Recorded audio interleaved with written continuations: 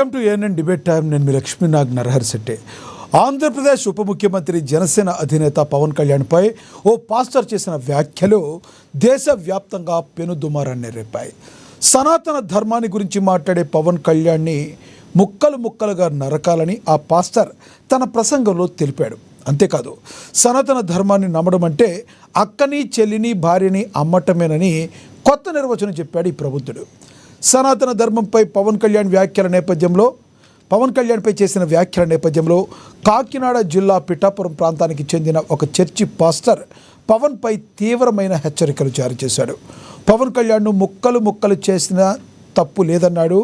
ఈ వ్యాఖ్యలు తాను చేస్తానని కూడా చెప్పాడు. ఈ వ్యాఖ్యలు వీడియోలో వైరల్ అయ్యాయి. ఈ అంశంపై చర్చ మొదలైంది. దీనిపై చర్యలు తీసుకున్న పోలీసులు చర్చి పాస్టర్ను అరెస్టు చేశారు. ఇంతకీ ఈ చర్చి పాస్టర్ ఇలా మాట్లాడడానికి గల ప్రధాన కారణం ఏంటి? అసలు ఈ పాస్టర్ ఎలాంటి వాడు? దీని వెనక ఏదైనా రాజకీయ కుట్ర ఏమన్నా దాగుందా? ఇదే అంశం గురించి ఈరోజు చర్చను కొనసాగిద్దాం. చర్చలో పాల్గొనేందుకు మనతో సిద్ధంగా ఉన్నారు, మనతో అందుబాటులో ఉన్నారు పువ్వుల లావణ్య, టీడీపీ అధికార ప్రతినిధి మనతో అందుబాటులో ఉన్నారు. అదేవిధంగా రేగిడి లక్ష్మణరావు గారు, వైసీపీ అధికార ప్రతినిధి మనతో అందుబాటులో ఉన్నారు. ఇక జనసేన నేత లక్ష్మీకాంత్ గారు కూడా జాయిన్ అవుతారు. ఇక సీనియర్ జర్నలిస్ట్ అక్షర సత్యం గారు కూడా మనతో ఫోన్ ద్వారా అందుబాటులోకి వస్తారు. ముందుగా టీడీపీ అధికార ప్రతినిధి పువ్వుల లావణ్య గారితో మాట్లాడదాం. లావణ్య గారు నమస్తే అండి. నమస్కారం అండి. లావణ్య గారు, మీరు చూసే ఉంటారు, నిన్న ఏదైతే ముమ్మడివరం దగ్గర ఉన్న సింగరాయపాలెం చర్చి దగ్గర పాస్టర్ చేసిన వ్యాఖ్యలు పెద్ద దుమారాన్ని రేపాయి. సనాతన ధర్మం అంటే కూడా ఆయన ఒక నిర్వచనం చెప్పాడు. తల్లిని చెల్లిని భార్యని సనాతన ధర్మాన్ని నమ్మితే దాన్ని నమ్మేసినట్లే అని మాట్లాడిన మాటను ఎలా చూడాలి? ఇక ఈ సనాతన ధర్మం గురించి మాట్లాడే పవన్ కళ్యాణ్ని ముక్కలుగా నరకాలని మాట్లాడటాన్ని ఎలా చూస్తారు? ఏఎన్ఎం ప్రేక్షకులందరికీ ముందుగా నమస్కారాలు. నమస్తే అండి.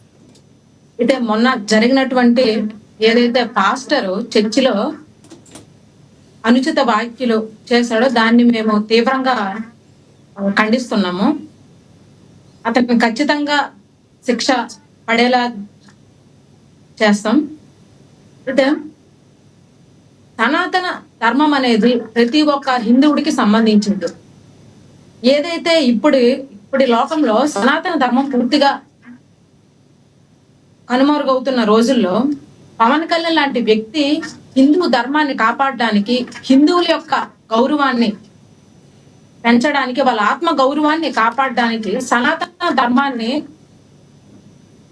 కాపాడడంలో ఒక ముఖ్య పాత్ర అతను సనాతన ధర్మం దిశగా అడుగులు వేస్తున్నారు.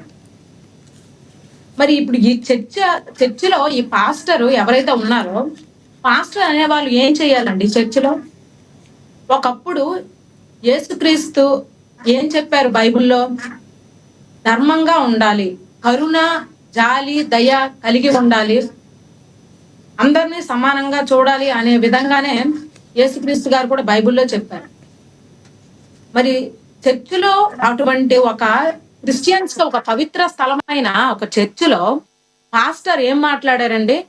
అతను ఒక పాస్టర్ స్థాయిలో ఉండి కూడా ఆ హితబోధ వినడానికి వచ్చిన ఎంతో మంది భక్తులు ఉంటారు. వాళ్ళతో ఏం చెప్పాలి?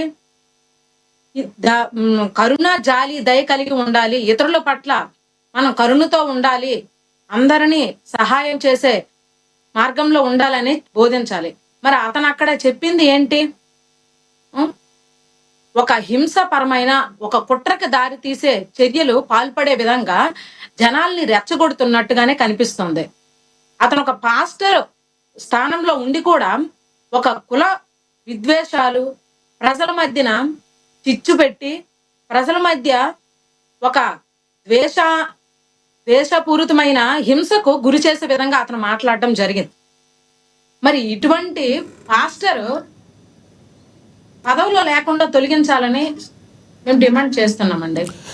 ఇటువంటి పాస్టర్ వలన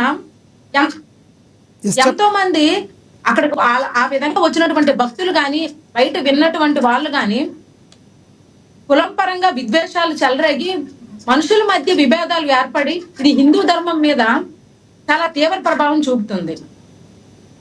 దీనైతే మేము తీవ్రంగా ఖండిస్తున్నామండి. లావణ్య గారు, మళ్ళీ మాట్లాడతాను మీతో, మీరు అందుబాటులో ఉండండి. మనతో ఫోన్ లైన్లో అందుబాటులో ఉన్నారు సీనియర్ జర్నలిస్ట్ అక్షర్ సత్యం గారు, ఒకసారి ఆయనతో మాట్లాడదాం. అక్షర్ సత్యం గారు నమస్తే అండి. సార్ నమస్కారం సార్, మీకు ప్యానల్ ఉన్న పెద్దలందరూ కూడా నమస్కారం సార్. అక్షర్ సత్యం గారు, మనది ఒక బయట ఒకటి మన దగ్గర ఉన్నది, అది ఏదైతే పాస్టర్ మాట్లాడారో అది ఒకసారి ప్లే అవుతుంది, వినండి, మాట్లాడదాం. Okay sir. ఎస్. 2000 సంవత్సరాల క్రితం ఎలా ఉన్నది సనాతన ధర్మం, ఇప్పుడు ధర్మం ఎలా ఉంది ఆలోచించుకోండి. నిజంగా పవన్ కళ్యాణ్ వచ్చి సనాతన ధర్మం కావాలని అంటే ఇప్పుడు ఏం చేస్తారో తెలుసా? నడు రోడ్లో నిలబెట్టి ముక్కల కింద చేస్తారు. గుర్తు పెట్టుకోండి. ఒకవేళ అతను ప్యాంట్ ఎవరన్నా ఉంటే నీకు నొప్పు కలిగితే చాలా సంతోషం. ఎందుకనంటే సనాతన ధర్మము అనంటే స్త్రీలను అవమానపరిచినట్లు నీ తల్లిని, నీ చెల్లిని, మీ అమ్మని మళ్ళీ అమ్మేసినట్లు లెక్క. గుర్తుపెట్టుకోండి.